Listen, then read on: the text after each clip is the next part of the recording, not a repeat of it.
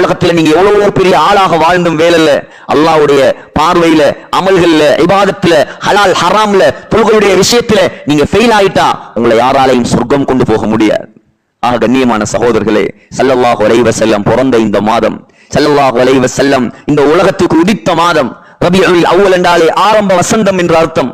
வசந்தம் இந்த உலகத்துக்கு வருகை தந்த மாதம்.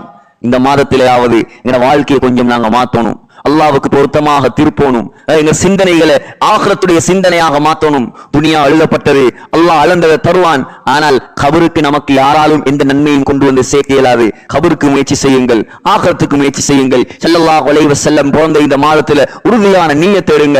மார்க்கத்தை பின்பற்றணும், சுன்னத்துகளை பின்பற்றணும், நபி அலைஹிஸ்ஸலாம் மீது அதிகமாக ஸலவாத் ஓதணும். ஸல்லல்லாஹு அலைஹி வஸல்லமுடைய கவலையை என்னுடைய கவலையாக ஆக்கணும். ஸல்லல்லாஹு அலைஹி வஸல்லம் என்ன கவலை, இந்த முழு உம்மத்தையும் எப்படி சொர்க்கம் கொண்டு போகுது, இன்னைக்கு எங்க குடும்பத்தை எப்படி சொர்க்கவாதியாக ஆக்குறதே எங்களுக்கு கவலை இல்லை. எங்க மத்தவனை பத்தி கவலைப்படுறது, தான் சொர்க்கம் போட்ட பத்தியே கவலை இல்லை. எத்தனை தொழுகைகள், எத்தனை இபாதத்துகள் ஹலால் ஹராம் ஓட்ட. இந்த நிலைமையில் எங்க சகோதரர்களே அடுத்தவன் சொர்க்கத்தை கவலைப்படுற, எனக்கு சொர்க்கமா நரகமானே தெரியாது, சொர்க்கத்துக்கு நானே தயாரிப்பு இல்லை. வாழ்க்கையை மாற்றணும்.